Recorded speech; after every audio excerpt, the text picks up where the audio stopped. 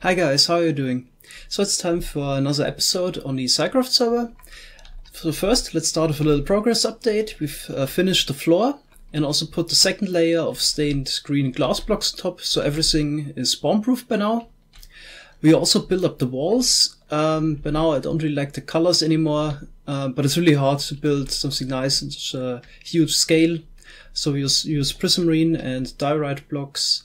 But I guess it's fine. It's better than having no wall at all. So the next step is to build the actual slime farms. But that's not what we're gonna do in this episode. We need to work on the nether side, because the plan is to send all the slimes to the nether, which has some advantages. So with this farm we're also limited by the mob cap.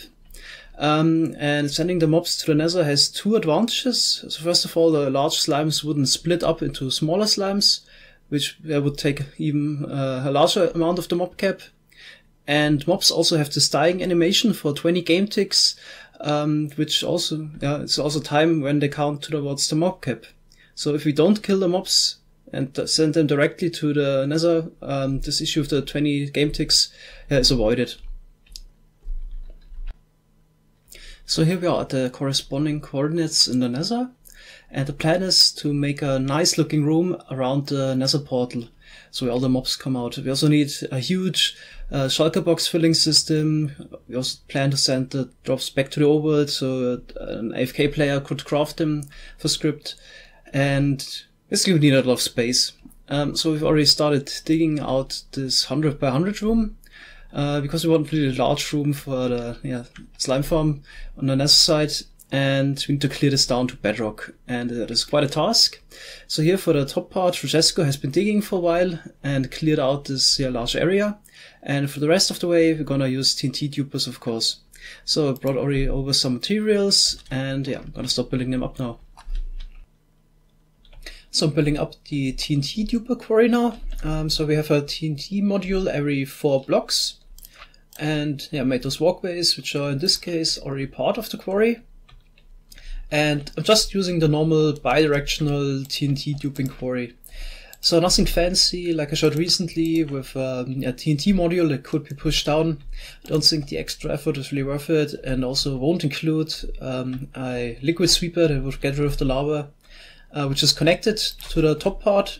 So my most recent design, there was a fixed distance of 77 blocks between a sweeper that would take care of the remaining lava and the TNT quarry. But in this case it's just a 100 by 100 area. Don't really think it's worth it for the extra effort. And also since we're limited by the bedrock roof that definitely we don't want to remove, we could only start with the lava removal automated at around 40-50, and just for 40 layers it's not really worth it, I guess.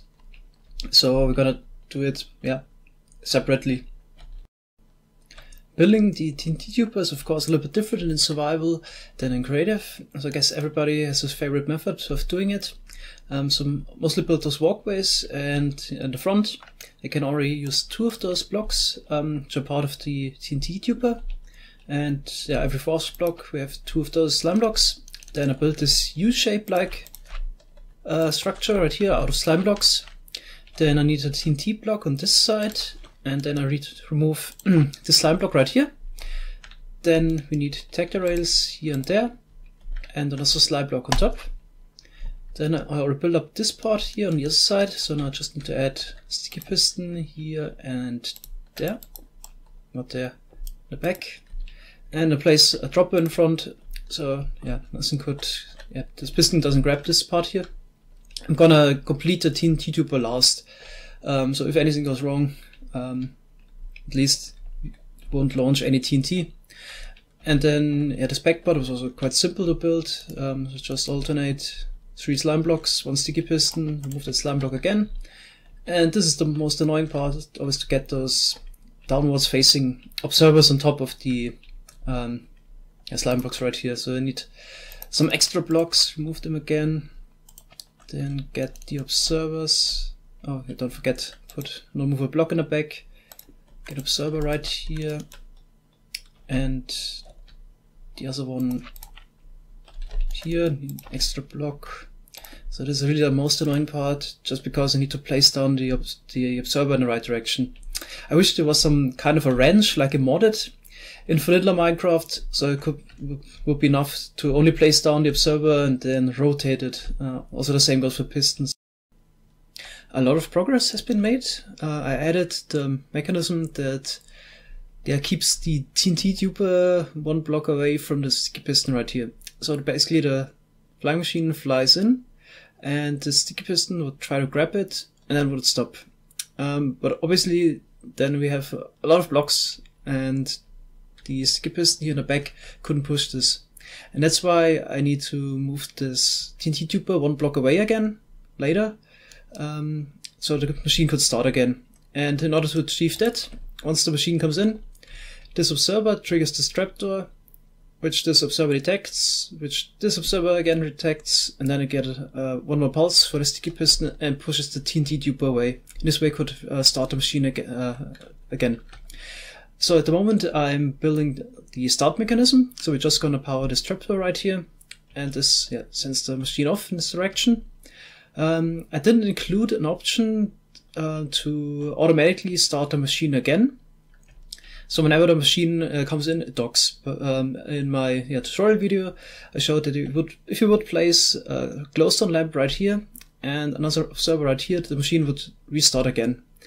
But don't think it's really necessary in this case, because of the low blast resistance of the netherrack, the machine has to run about 3 times, and in between I have to remove a lot of lava.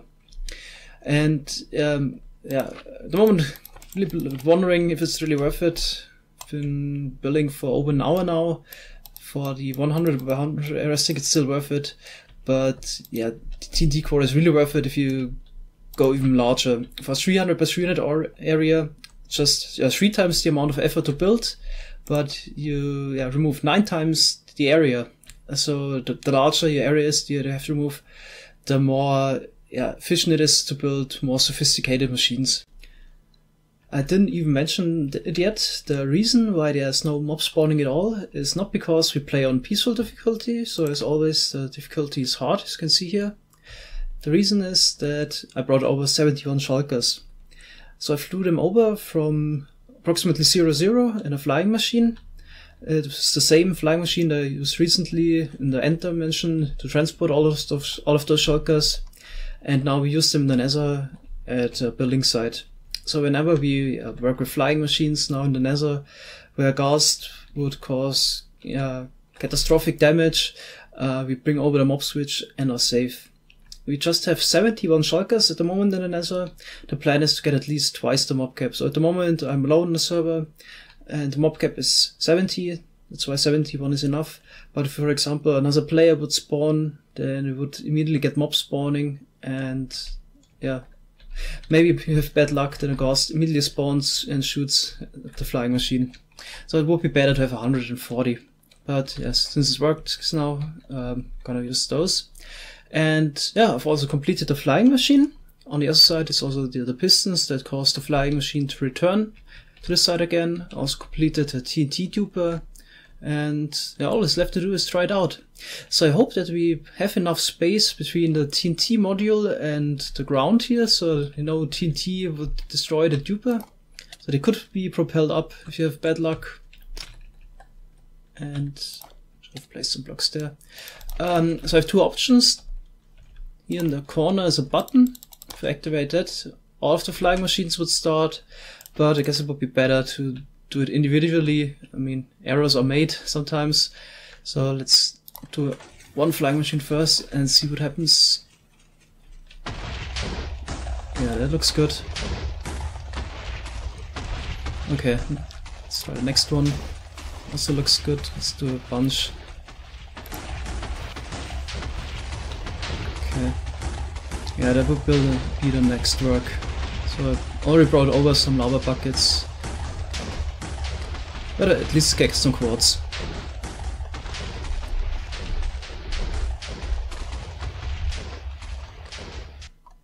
So now I need to remove all of those lava sources. And I'm not sure yet, but maybe the elytra could be useful with the rockets. So I got my fire resistance. Let's see. Okay, not really so far. Yeah, oh my god. Let's see. Got that one. It's not that bad. At least I could fly out of it. And yeah, it's not great, but for a little training, maybe.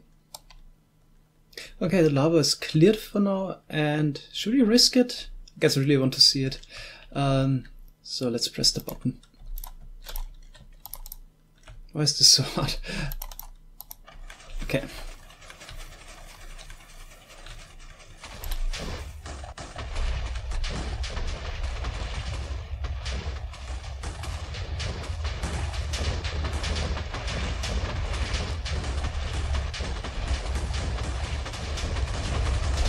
Oh.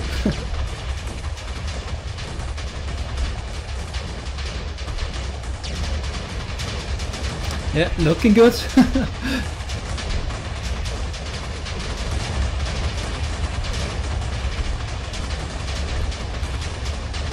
Did we lose a duper there? Oh, seems like it. Oh, I forgot. Something there. I think it got blown up. Okay. Yeah, the distance seems like it wasn't enough. Oh no. Need to replace 3 dupers until now.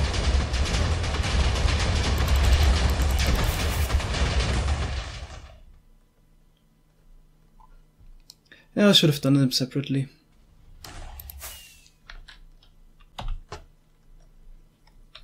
Okay, next try with the flight lava removal. So this time I brought some flight duration 1 firework rockets, because I think the other ones were a little bit overpowered. It was always way too fast. And let's see, aim at that, got it. Yeah. Yeah, I think this is really the way to go, instead of pillering up or whatever. And I'm kind of thinking you could make a mini game out of this. So maybe I'll invite the Psycraft members the next time, say, yeah, it's this awesome mini game I made, and just use them to get the work done. So I had some help from T5, but now all the lava sources are removed. And yeah, we had some issues with the flying machines, as you can see here. And since Methods is helping now, we also got some mob spawning again, but it doesn't matter anymore. So this is the final area I want to remove. I guess we're gonna dig down those pillars now. Methods set up a beacon, and then we're gonna use some kind of a flying machine to drain all of the lava. And another progress update. Yeah, a lot of progress has been made. So with the help of T5 and Methods, almost all the lava has already been removed. We used flying machine, which was a little bit of overkill. I guess using it, what the guys are doing over there now, just filling it up with sand and removing it again, would have been faster. So we built up those sophisticated flying machines. I guess I could start one. Let me try to pull up.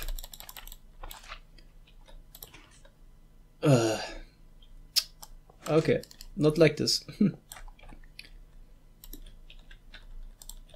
So please push down. Alright, okay, now they also don't launch. Got the update order wrong. Everything which could go wrong went wrong. Now let's try to update this one right here. Okay. At least we gonna see it in action. So that's just the second layer, and we had this huge lava lake, and we thought it probably goes down 8 or 9 deep, and it's just a really shallow lava lake. But it's quite a nice machine, but it's really only worth it if you make a perimeter. So even for 80 by 80, doing it manually would have been so much faster. And also built those nice turn stations.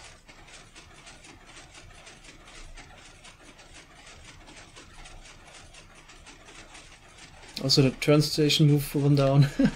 Total overkill. So there's not much lava left. We're gonna dig down the rest of the way down to bedrock, just by hand with pickaxes, and yeah, I'll make a little time lapse, just a general overview of the guys draining the lava, and I'll start to dig.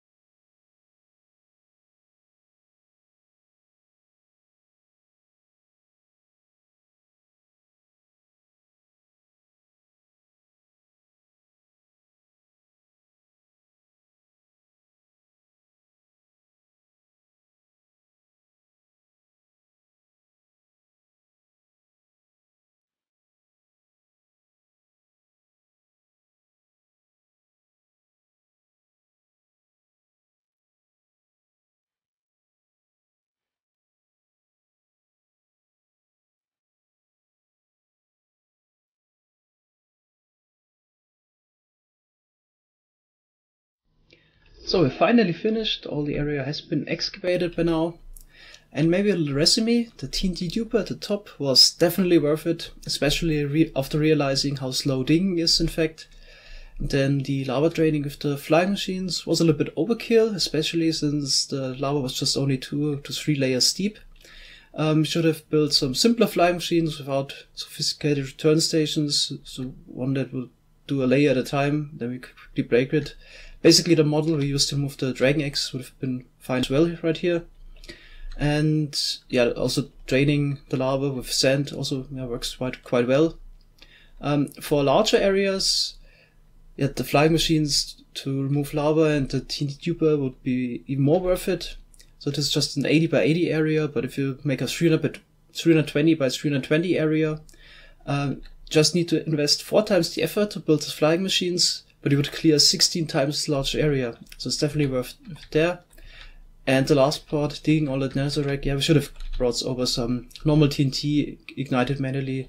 That's usually even faster than digging. Okay, so we're at the end of the episode.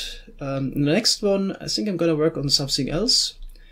We also already made some progress in the overworld, so we've started on building the slime farms. And yeah, maybe we're also gonna do the redstone in the next episode for the nether site here.